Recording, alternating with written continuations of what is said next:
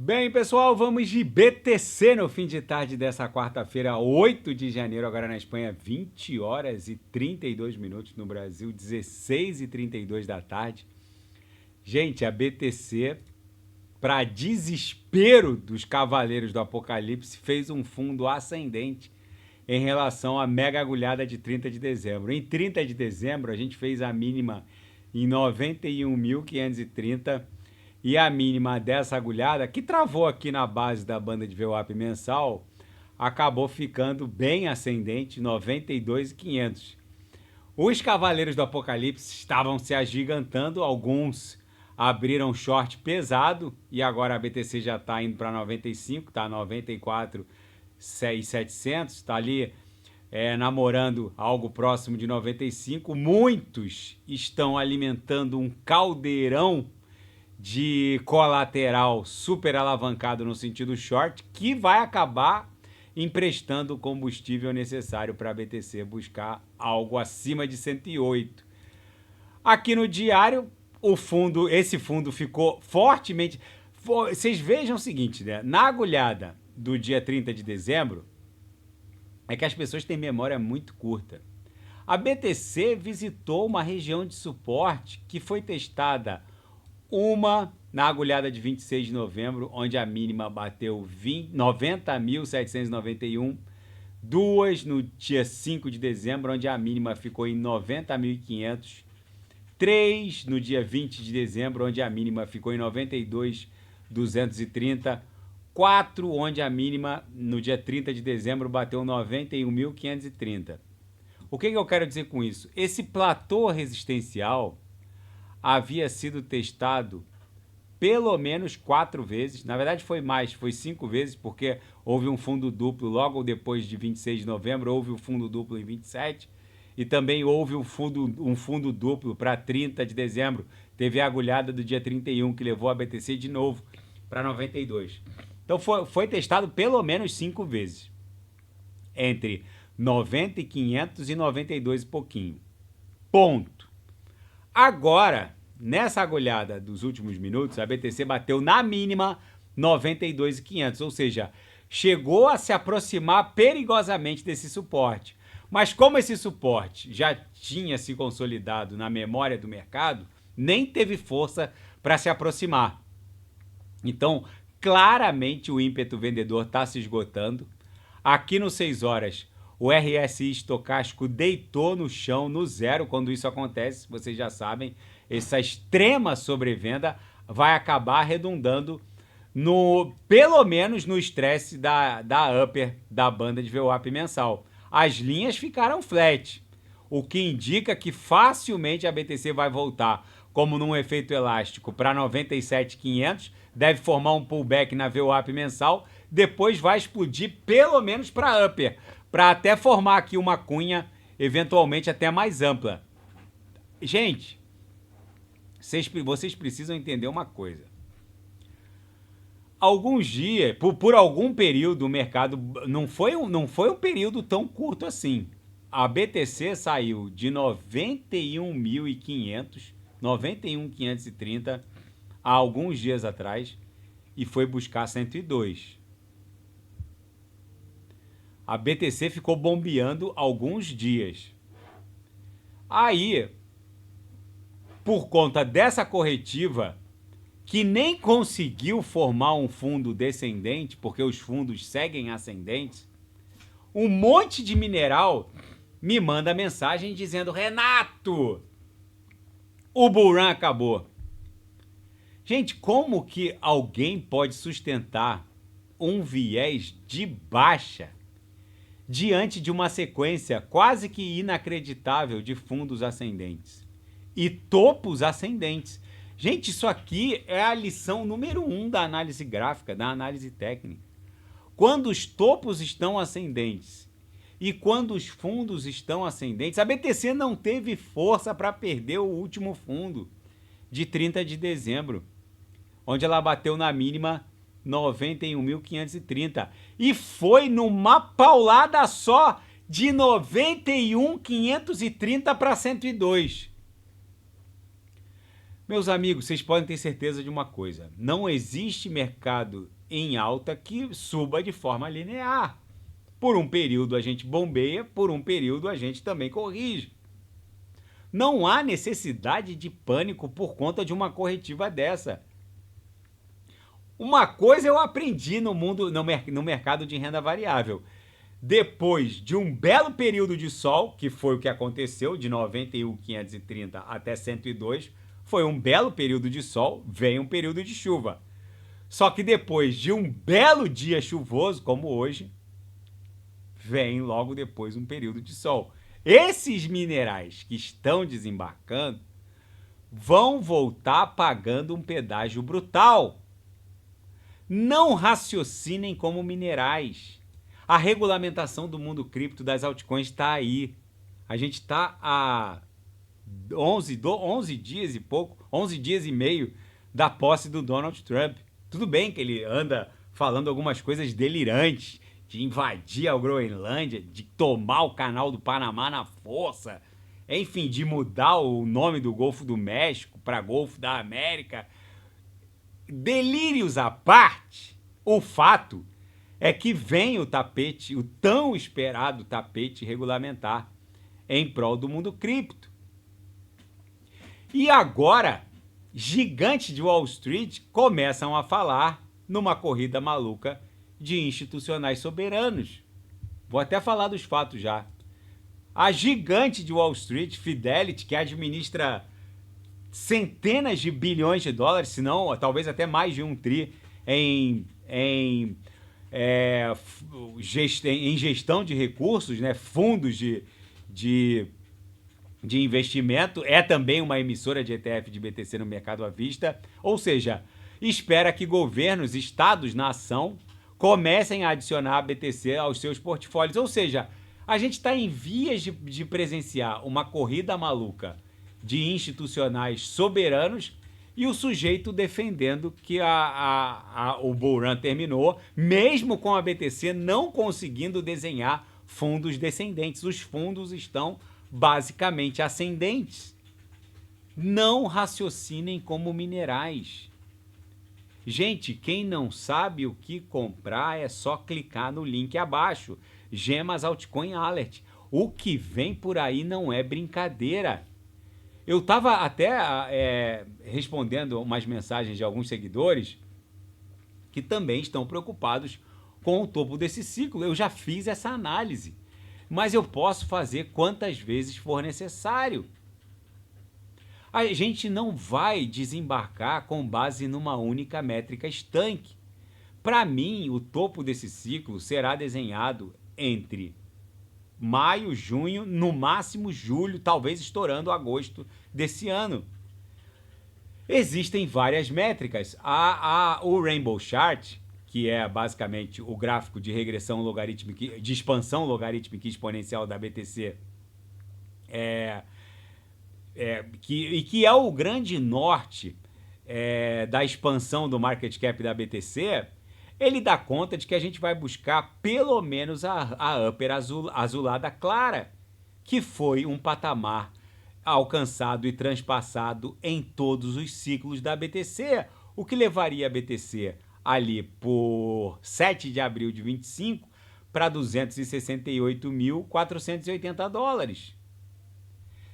Se a gente olhar o gráfico da grade de expansão logarítmica de valor justo, que é aquela onde o centro gravitacional da grade fica subdividido numa upper, numa mediana e numa lower, ou seja, numa linha superior, numa mediana e numa base, ali por junho de 2025, a BTC teria que estar valendo pelo menos 160 mil dólares. Então a gente pode fazer o seguinte: quando a métrica do Michael Saylor ou a métrica do P-Cycle der venda, ou se a dominância perder 46, 47% de cima para baixo, e a BTC estiver acima da grade de valor justo, ou seja, com certeza a BTC, num eventual inverno cripto, que vai se avizinhar logo após o topo, a BTC historicamente começa a retrair o seu market cap Se ela transpassar a upper da grade de valor justo, com certeza, se a dominância estiver abaixo de 47%, a gente expõe o nosso patrimônio cripto em 30% de stablecoins, que são altcoins pareadas a 1 para 1 contra o dólar. Não há com que se desesperar. Ninguém vai fazer um desembarque estanque. Quem estiver no Gemas Altcoin Alert vai fazer isso junto comigo. A dominância, ela é o principal termômetro que mede o influxo de liquidez em direção às altcoins. Vocês vejam que nesse cenário de terra arrasada, com uma maioria das altcoins caindo mais de 2%, vocês vejam que a BTC está caindo menos 2,40%, mas muitas altcoins não estão caindo nem 2%. Vocês vejam que a dominância, em condições normais de temperatura e pressão, era para a dominância estar subindo 1%, 2%. A dominância está caindo 0,20%, 0,17%. Gente, isso aqui é o medidor de influxo de liquidez em direção às altcoins. Se a dominância estiver abaixo de 46%, 47%, vocês podem ter certeza que uma Atom já vai estar valendo $70. As pessoas brincam, mas vai acontecer. Uma ETH provavelmente vai estar entre 5 e 7 mil dólares. Uma BNB provavelmente vai estar acima de $2.500. Uma VAX provavelmente vai estar acima de $200. Porque a queda da dominância de 58 para 48 significa 10% do market cap de toda a criptografia. Só que a BTC, nesse cenário, vai estar valendo quase $200 mil. Então a gente está falando de um market cap de 4,5, 5 trilhões de dólares só para a BTC. Com a dominância em abaixo de 50%, a gente está falando de um market cap de toda a criptografia em torno de 11, talvez 12 tri de dólares. Então, qualquer 10% de variação aqui é como se a gente estivesse injetando 1,2, 1,5 tri de dólares nas altcoins. Só que do mesmo jeito que existe a dominância da BTC, que é a primeira cripto em capitalização lá na CoinMarketCap, do mesmo jeito que existe a dominância, agora eu vou dar um insight de profissional para os senhores. Por que quando eu falo que quando houver essa entrada de 1 tri, 1,5 tri para as altcoins, vocês não fazem ideia do que vai acontecer com as altcoins do top 30, do top 40. Porque do mesmo jeito que existe essa dominância de agora estar em 58% da BTC, que é a primeira altcoin em capitalização em relação ao resto, existe a dominância da ETH em relação ao resto. Existe a dominância da XRP em relação ao resto. Existe a dominância da BNB em relação ao resto. Existe a dominância da Solana em relação ao resto. O que eu quero dizer com isso? Que esses trilhões que vão entrar, eles têm uma vocação altamente polarizadora em direção, e vocação polarizadora que eu digo é vocação de ficar aglutinando no market cap dessas altcoins que compõem o top 30, o top 50. Então, por isso que eu insisto com os senhoritos. Existe a dominância de 58% da BTC em relação ao resto, mas existe a dominância de 58% da ETH em relação ao resto, da XRP em relação ao resto. Então, quando esses minerais ex-BBBs ficam falando de dispersão, mas agora nada vai subir porque surgem 2 milhões de novas altcoins por mês. Gente, isso é chorume destilado. Dá pra fazer uma cachaça de chorume e tomar com um ex-BBB desse. Gente, vocês precisam despoluir os seus TikToks. Vocês precisam despoluir os seus Instagrams. Tem gente que merece o unfollow. Agora, o pessoal da yoga, da Hatha Yoga, da culinária, do automobilismo, do MMA, da astrologia, tá todo mundo especialista em cripto. Gente, mas isso aqui é coisa de profissional. O fato do índice do medo e da ganância ter recuado para 54 é um presente a 10 dias da posse do Donald Trump. Não ousem estar desembarcados do mundo cripto. Quem não sabe o que comprar é só clicar no link abaixo. Gemas Altcoin Alert. Ali eu selecionei as 40 melhores altcoins em potencial de retorno para esse ciclo, que facilmente vai entregar vezes 30, vezes 40, vezes 50 ou mais. Imaginem vocês verem o próprio patrimônio ser multiplicado por 40, 50 vezes ou mais. É isso que vai acontecer. Mesmo com essa corretiva, tem gemas entregando mais de 12, 13 vezes. Na seara fática, Fidelity, o gigante de Wall Street, diz que a corrida maluca por BTC, por institucionais soberanos, estados-nação, vai começar e esses estados vão adicionar BTC aos seus respectivos portfólios. Ainda nos fatos, o guru macroeconômico do mundo cripto, um gênio, o criador do conceito de futuros perpétuos, Arthur Hayes, disse que a impressão de dinheiro do Fed vai estimular uma alta insana para a BTC no primeiro trimestre de 2025 e que um eventual atraso na regulamentação das criptos, que pode encontrar algum percalço que o mercado talvez não esteja antevendo ou precificando, vai encontrar uma bela compensação na necessidade completamente inexorável do Fed colocar mais 612 bi de liquidez no M2. Gente, o M2 americano, vocês vão me desculpar, mas até o final do mandato do Donald Trump, a dívida soberana dos Estados Unidos, isso foi o Arthur Hayes que disse, inclusive, vai estar em 50, 54 tri, segundo ele. Hoje a dívida soberana norte-americana está em 36 tri. Porque o Congresso, num ambiente pós-pandêmico, suspendeu o teto do endividamento. Agora, o Trump está lá, mendigando o aumento do teto. O Trump, na verdade, quer a suspensão do teto. Mas o fato é que não vai ter jeito. O Congresso ou vai ter que suspender o teto de novo, ou liberar bastante, uma faixa de gordura bastante expressiva, bastante substancial, porque o que vem por aí em termos de expansão, isso aqui, gente, na época da pandemia estava em 12, 13 trilhões. Agora existem 21,31 trilhões de dólares em circulação. Só que isso aqui goza de uma inércia brutal. Até o final do mandato do Donald Trump, a gente vai estar com um M2 lá acima de 40 tri, provavelmente beirando os 50 tri. O endividamento pode estar até acima de 60 tri. Isso aqui é a principal força motora de expansão do market cap da BTC. E o investidor criptográfico em Bitcoin foi ordenado por um tribunal do Texas a revelar as suas palavras sementes e as suas private keys.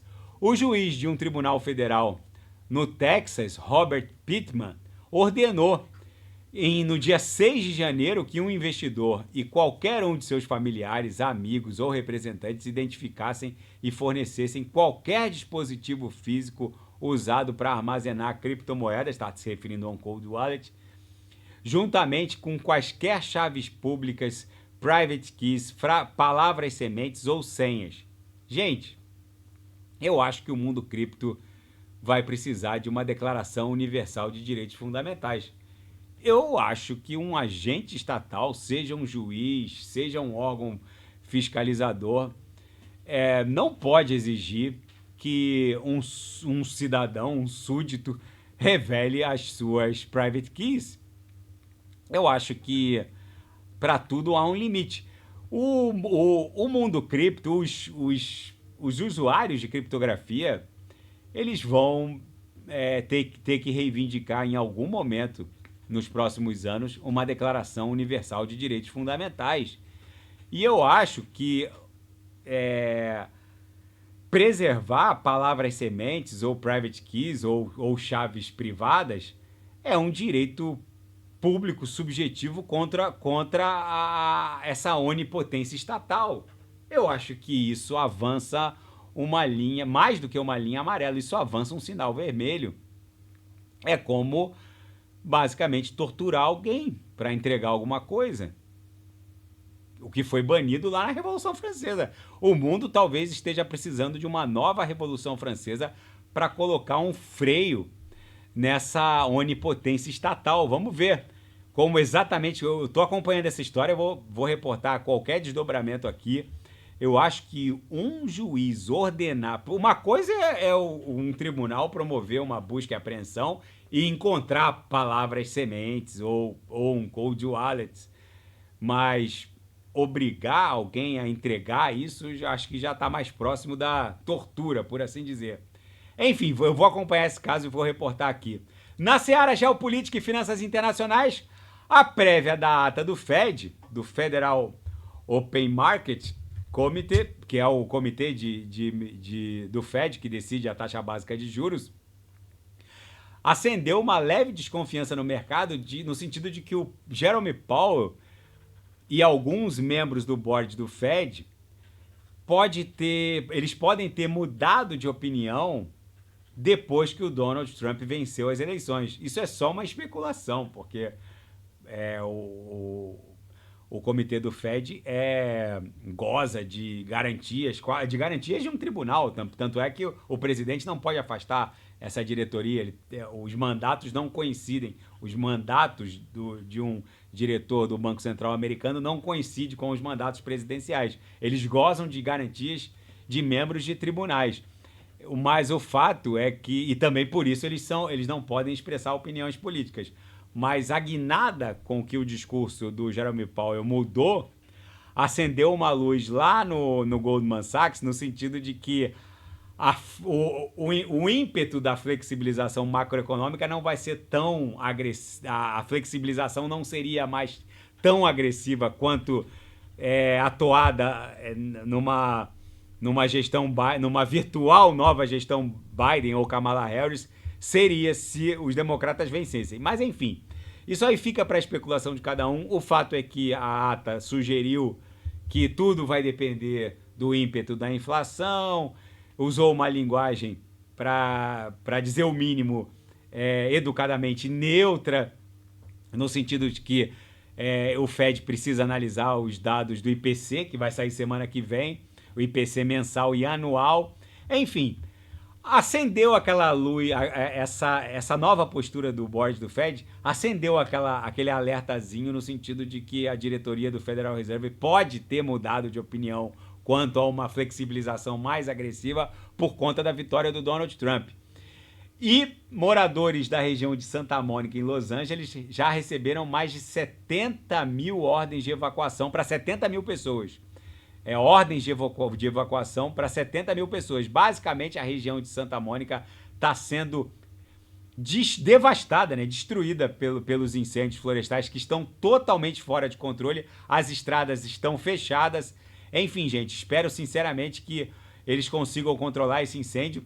E deixando de lado os delírios e algumas falsidades colocadas no último discurso do Trump, o fato é que a influência da China sobre portos globais preocupa a autoridade da inteligência norte-americana. Não é segredo para ninguém que o Donald Trump falou que vai retomar o canal do Panamá, porque os dois portos dos dois lados, né, tanto o porto caribenho ali de Cristóbal quanto o porto do lado do Pacífico de Balboa já são controlados pelos chineses. Os chineses também construíram um megaporto em Lima, no Peru, o porto de Xangai, que provavelmente vai acabar abrindo um corredor de escoamento ali pro Pacífico, ali na América do Sul. Pode até beneficiar o Brasil também, se os chineses investirem numa via ou num mega túnel transandino, né, passando ali pelos Andes. Mas, enfim, o fato é que é inegável que a China está dominando a infraestrutura global portuária. Os americanos, por conta dessa fala do Donald Trump, agora estão se dando conta de que eles deixaram de lado por muito tempo essa questão da infraestrutura portuária, que os chineses basicamente estão dominando. Agora, daí a justificar uma intervenção militar no Panamá para retomar o canal, não sei se isso seria factível em pleno ano de 2025, mas vindo do Donald Trump, vamos concordar, alguma coisa beira o delírio, tipo invadir a Groenlândia. e transformar o Canadá no 51º estado norte-americano. Mas o fato é que o Panamá não tem exército, não tem forças armadas, basicamente para os americanos tomarem de volta o canal que eles construíram, seria um passeio no parque. Mas vamos ver como tudo isso vai se desdobrar. Isso também pode ter assustado um pouco os mercados. Gente, é inegável que a BTC não teve força para desenhar um fundo ascendente em relação ao fundo anterior, que ficou em 91.530. O fundo dessa agulhada bateu em 92.500. Ou seja, fundos ascendentes, topos ascendentes, eu não consigo vislumbrar nada além de uma canaleta virtual de alta totalmente vigente, e fundos ascendentes, topos ascendentes, é tendência de alta. Os minerais que sustentam outra coisa, eu não sei o que eles estão vendo, eu não sei se eles estão míopes, eu estou vendo fundos ascendentes e topos ascendentes. Tá bom, pessoal? Se nada fugir do script, eu volto amanhã para analisar a própria BTC. Fiquem com Deus e quem quiser sugerir é só colocar nas mensagens abaixo. Grande abraço, até amanhã, fiquem com Deus.